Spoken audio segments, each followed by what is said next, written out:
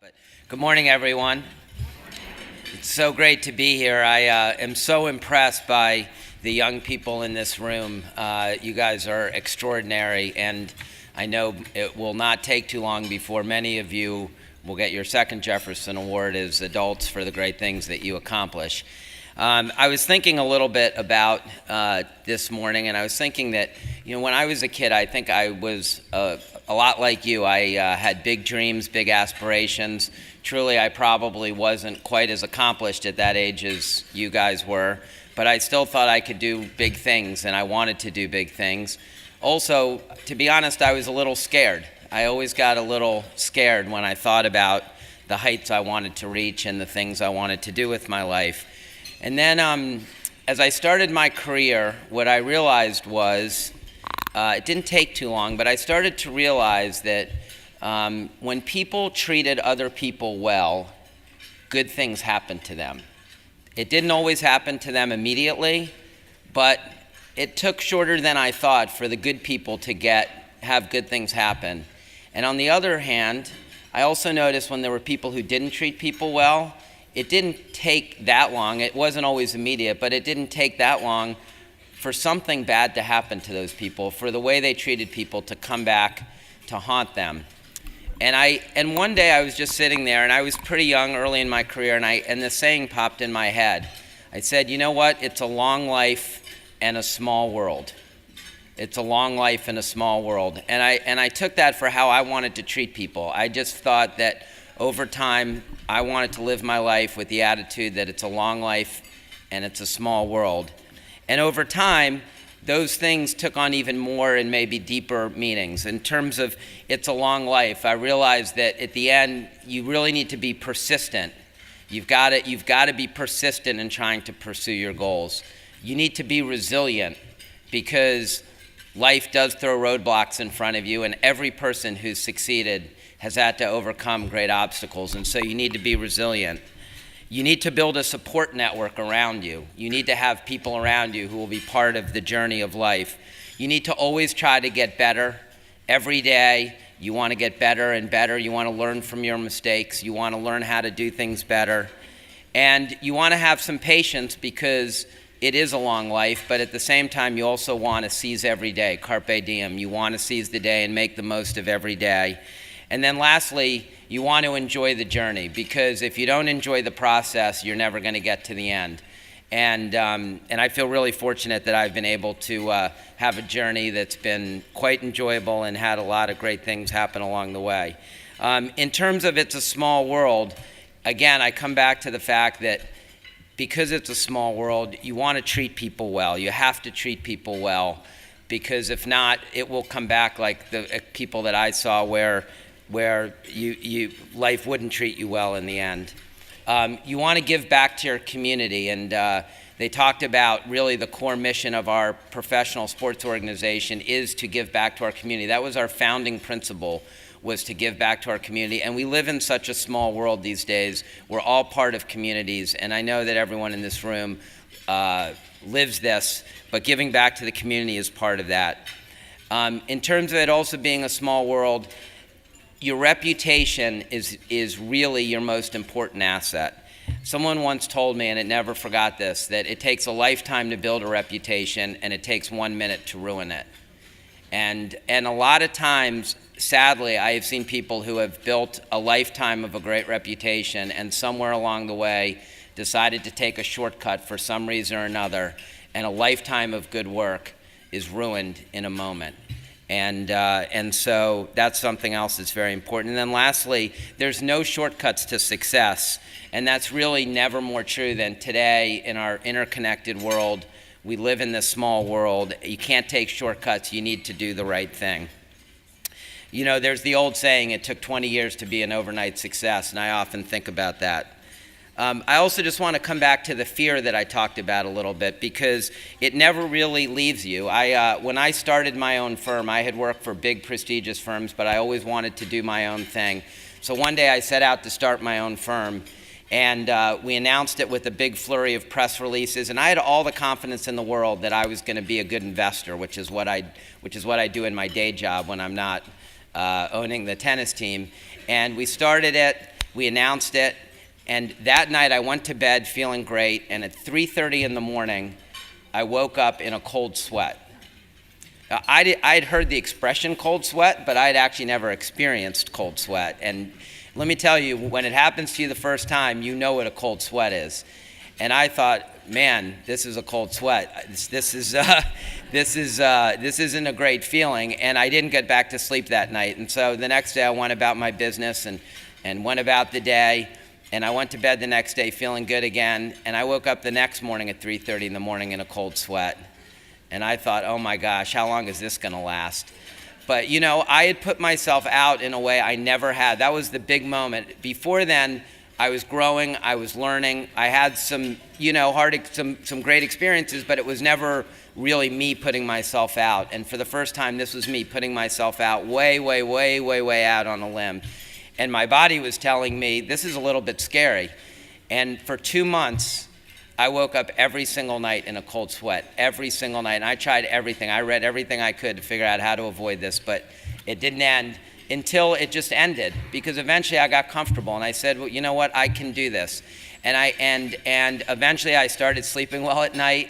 The firm ended up being quite successful. And I will tell you that I never forget those days, because it is the fact that I overcame my fears, I overcame sleepless nights and ended up building something that I'm very proud of. And I will say, I know that I got the award for professional sports. I'll tell you just a couple sports analogies to this. As that's my gong. I'll tell you two quick sports things, and that's it. Serena Williams, who they mentioned, plays on my team. She, until last year, had won, I think, 47 straight first-round matches in a Grand Slam. No one had beaten her entire career. When I talked to Serena, every single time she plays in a first-round match in a Grand Slam, even though she had won 47 straight, she is always so nervous. She's always nervous because it never goes away. When you're trying to do great things, you never ever lose that feeling. And then the other thing I'd say is that, you know, as I thought about how to overcome fear, I'd say there's a couple things. One, preparation and experience. And so Michael Jordan, who used to play in Washington and I got to be friends with, I once asked Michael, I said, Michael, how come you always look so calm when you're taking the game-winning shot and everyone else looks so scared? And he said, because whenever I'm taking that shot, I go back to the fact that I've taken that shot 100,000 times in the gym. I've taken that exact same shot 100,000 times in the gym, and it's the same thing. It's the same basketball, it's the same 10-foot rim, it's the same thing. And that really was profound to me, because what it says is, if you do the preparation, you work hard, you get yourself prepared, when it comes to be the moment of truth, while you still may have a little bit of fear, you're going to be able to rise to the occasion and do great. So, in closing, I just want to say, remember always, it's a long life and a small world. Enjoy the journey, be persistent, and if you're a little bit scared, don't worry, you're not alone.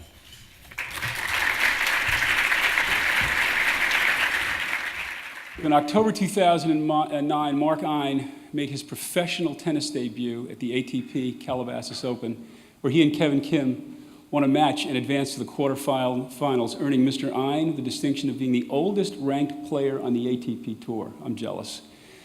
In addition, he played in 2 professional tournaments with Kim again in 2010, winning a match at the ATP Cancun Challenger.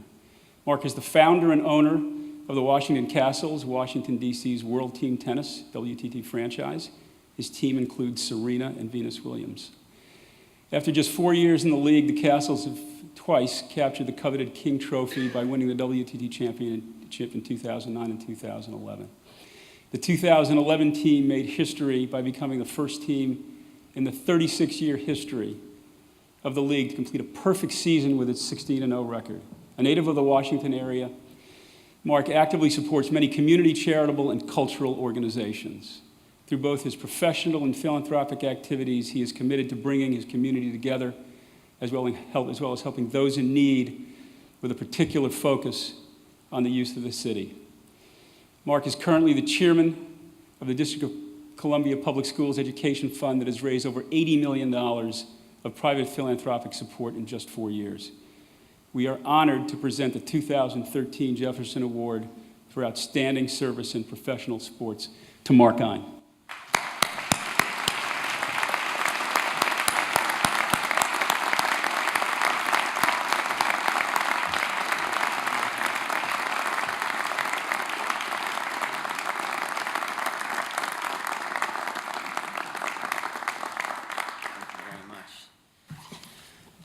Well, this is an almost indescribable honor to receive this award with the history it has and the fellow honorees that are getting this award today. So thank you very much. I think the introductions are all a little dated because we actually last year completed, in 2011, we completed the first undefeated season in the history of our 37-year history of our league, and last year we completed the second undefeated season in the history of our league.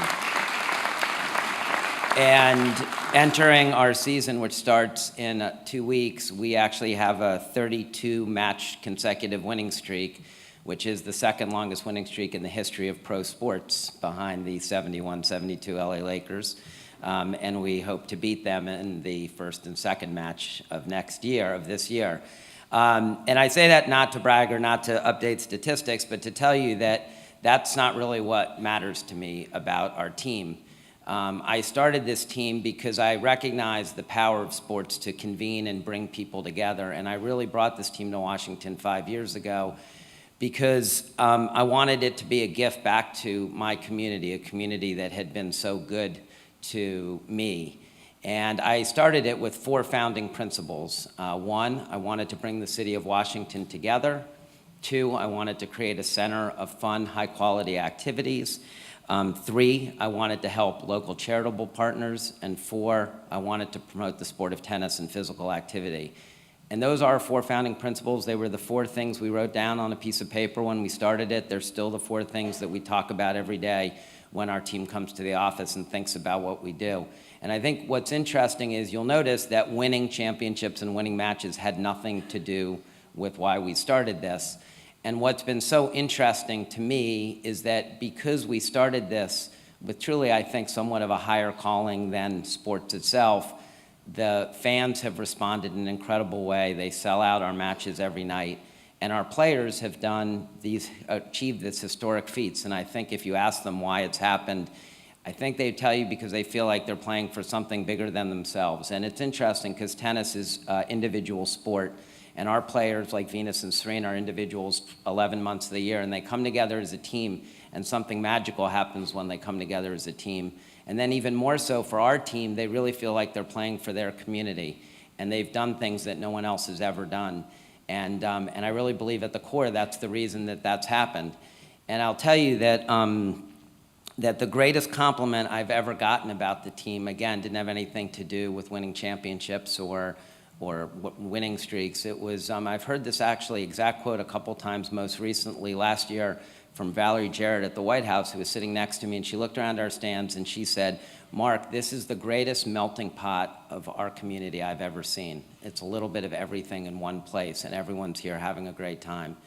And when I think about my greatest memories, it doesn't have anything to do with winning matches or winning streaks. It's literally sitting there at 9 o'clock at night and looking around a packed stadium of people in my community, families coming together, having a great time, and cheering for a team that has the name of their community across the front of their jersey. That's really what this is all about. I just, in closing, want to say something else that's very personal and meaningful to me. It's hard for me to describe what it means to get an award the same day as Professor Wiesel. I am the child of a Holocaust survivor, and in fact, one of the 2 youngest surviving twins of the Holocaust. And we didn't talk about that a lot when we were growing up.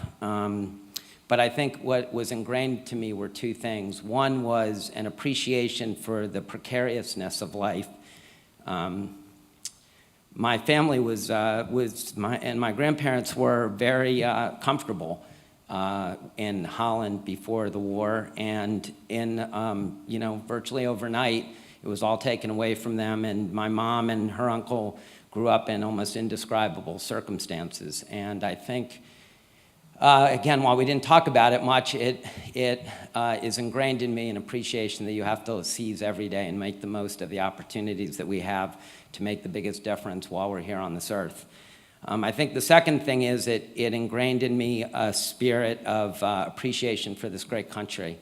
And the fact that my parents could come here off the boat, literally with nothing, and in one generation go from that to the abundance of opportunity I've had to where I could stand in front of you and get this award based on those opportunities is something that's magic. It's something that is so special about our country. I join in what everyone has said, that we have to make sure that that American dream lives and that it never dies. Thank you very much.